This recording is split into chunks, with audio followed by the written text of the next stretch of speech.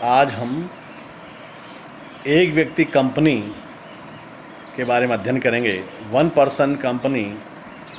पहले हमने सार्वजनिक कंपनी और निजी कंपनी इनके बारे में पढ़ा, लेकिन एक्ट 2013 यानी एक व्यक्ति कंपनी का जो पंजीयन की व्यवस्था है भारत में पहली बार कंपनी अधिनियम 2013 में की गई है और इसके बारे में आज अपन विस्तार से अध्ययन करते हैं।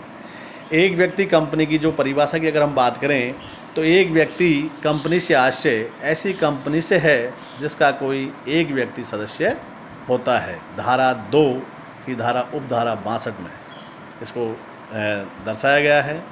अगर आगे बात करें कि एक व्यक्ति कंपनी एक कृत्रिम व्यक्ति है जिसका समामेलन कंपनी अधिनियम 2013 के अधीन की किसी एक ही सदस्य के साथ हुआ है तथा जिसका अपने निर्णय करने वाले सदस्य से पृथक अस्तित्व होता है तथा जिसे अविच्छिन्न उत्तराधिकार प्राप्त होता है। यानी यूँ कहें हम कि इसका जो समामेलन है एक व्यक्ति यानी एकाकी व्यापार की तरह ही एक व्यक्ति कंपनी की स्थापना की गई है, जिसमें जो मालिक और इसका कंपनी का पृथक वैधानिक अस्तित्व है।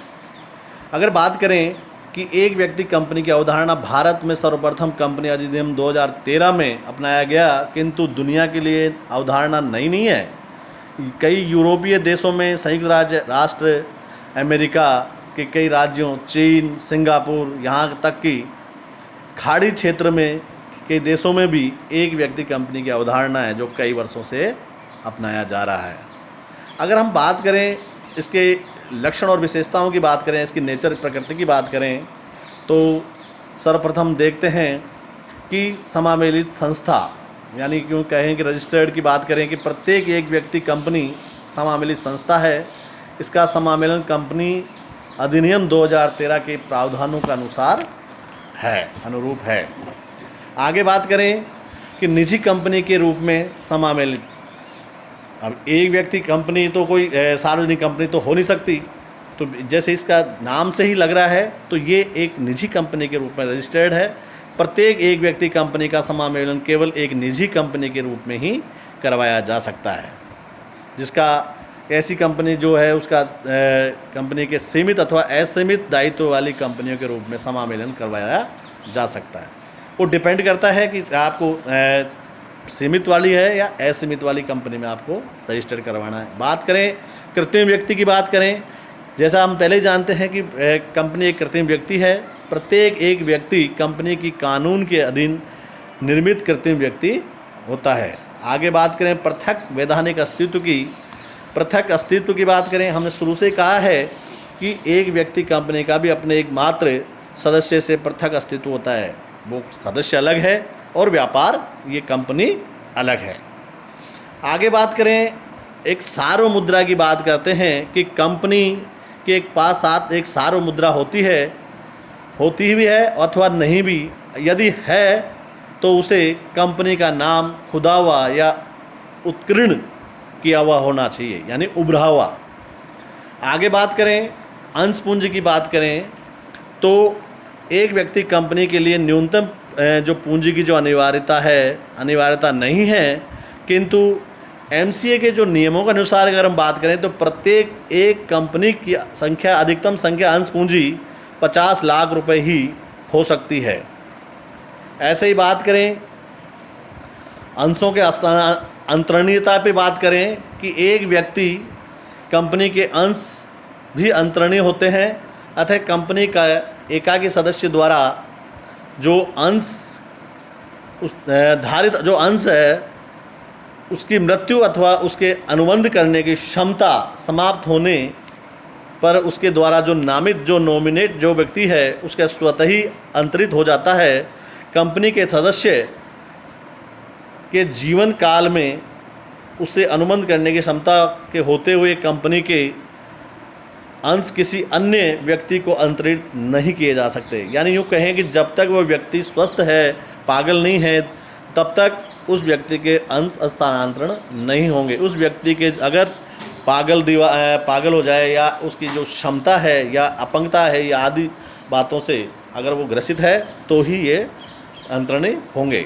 अगर बात करें सीमित दायित्व की बात करें तो एक व्यक्ति कंपनी सीमित और असीमित दायित्व वाली कंपनी के रूप में जब अपना समामेलित करवा सकती है। सीमित दायित्व वाली कंपनी की दशा में इसके सदस्यों का दायित्व उसके द्वारा जो धारित जो अंश होते हैं वो जो अदत्त राशि तक ही सीमित रहते हैं। यानी यूँ कहें कि सीमित एक लिमिट जो है उसके द्वारा जो जितने अंश खरीदे गए हैं उतने तक ही सीमित रहती है। अगर बात करें अनुबंध करने की जो क्षमता है कि प्रत्येक एक व्यक्ति कंपनी में भी अनुबंध करने की क्षमता होती है, उसकी यह क्षमता उसके सीमा नियमों अंतर नियमों को सीमा के भीतर ही होती है।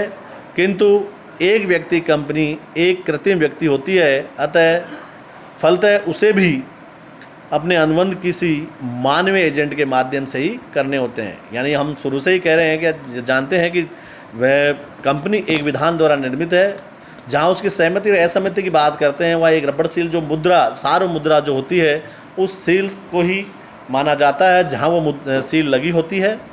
आगे बात करें कर योग्यता की बात करें कि प्रत्येक एक व्यक्ति कंपनी पर कोई भी व्यक्ति कानून रूप से वाद प्रस्तुत कर सकता है अथवा कंपनी भी किसी अन्य व्यक्ति के पर अपने अधिकारों के लिए अधीन वाद प्रस्तुत कर सकती है। आगे बात करें प्रबंधकीय दल ओब्लिक संचालक मंडल की बात करें तो हम जानते हैं कि प्रत्येक एक व्यक्ति कंपनी का प्रबंध संचालन मंडल द्वारा ही किया जाता है। एक व्यक्ति कंपनी के संचालन मंडल में न्यूनतम एक संचालक होना आवश्यक है, किंतु इसमें भी अधिकतम 15 संचालक नियुक्त किए जा सकते हैं।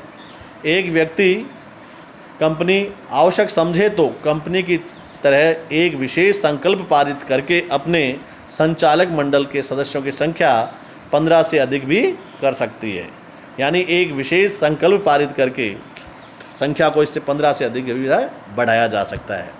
स्वतः उत्तराधिकार की बात करें, एक व्यक्ति को कंपनी के एकाकी सदस्य की मृत्यु या अनुबंध करने में अयोग्य होने के उपरांत उसके नामांकित व्यक्ति को उसके सभी अंशों एवं उन पर लाभांश और अन्य अधिकारों पर हक प्राप्त हो जाएगा तथा उन सभी दायित्वों के लिए भी उत्तरदायी होगा जिसके लिए वह एकाकी सदस्य उत्तरदायी, यानी चाहे लेना हो और चाहे देना हो सबके लिए उत्तरदायी। ऐसा नहीं है कि प्रॉफिट में ही शामिल हो और लॉसों में वो शामिल नहीं हो।